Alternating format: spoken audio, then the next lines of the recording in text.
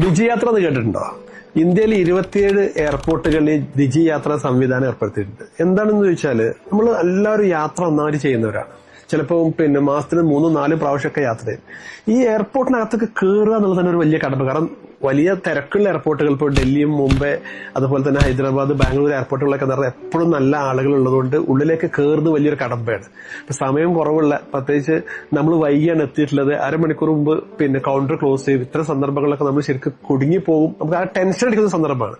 ഇതൊക്കെ ഒഴിവാകുന്നൊരു സാധനമാണ് ഈ ഡിജി യാത്ര. ഈ ഡിജി യാത്രയിലാണ് നമ്മൾ ആൾറെഡി എന്താ വെച്ചാൽ നമ്മളുടെ ക്രെഡൻഷ്യൽ ആധാറൊക്കെ കയറ്റിയിട്ടാണ് വെക്കുക.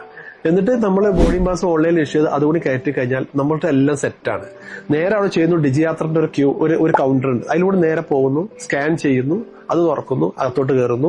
എവിടെയും നമ്മൾ ചെയ്യുക, ബോർഡിംഗ് പാസ് ആൾറെഡി എടുത്തിട്ടുണ്ട്, പിന്നെ നേരെ ഉള്ളിലേക്ക് പോകുന്നു. സെക്യൂരിറ്റി ചെക്കിന്റെ അവിടെ എത്തുന്ന സമയത്ത് ഇതുപോലെ കാണിച്ചാൽ മതി, അതും കയറിപ്പോവും. വേറെ പ്രത്യേകിച്ച് ഒന്നുമില്ല. ലാസ്റ്റ് ബോഡി ചെക്കപ്പ് മാത്രം നമുക്ക് ചെയ്യാം. അവിടെയും അതിന് സെപ്പറേറ്റ് ക്യൂ ഉണ്ട്. ഡിജി യാത്രന്റെ ആളുകൾക്ക് ബോഡി ചെക്കപ്പിന് പോകുന്നിടത്തും സെപ്പറേറ്റ് ക്യൂ ഉണ്ട്. അപ്പൊ എന്താ വെച്ചാൽ ഒരു വലിയ പ്രിവിലേജ് നമുക്ക് കിട്ടുന്നത്. ഈ പ്രിവിലേജ് എടുക്കാൻ എല്ലാവർക്കും താല്പര്യം ഉണ്ടാവും. കാരണം വെച്ചാൽ എവിടെയും തടഞ്ഞു നിർത്തപ്പെടാതെ പെട്ടെന്ന് ഉള്ളിലേക്ക് കയറി പോവാന്നുള്ളത്. ഇത് ഞാൻ പറയുന്നത് വെച്ചാൽ നിങ്ങളെല്ലാവരും ഇത് യൂട്ടിലൈസ് ചെയ്യണം. അതായത് ഇത് മൊബൈലിന് ആൻഡ്രോയിഡിലും ഉണ്ട്, ഐഫോണിലും ഉണ്ട്. രണ്ടിലും എന്ത് ചെയ്യുക, രണ്ടുള്ളവർക്കും ഇത് യൂസ് ചെയ്യാം. അതിലെല്ലാം വെച്ച് കഴിഞ്ഞാൽ നമ്മുടെ സമയം കുറെ ലാഭമാണ്.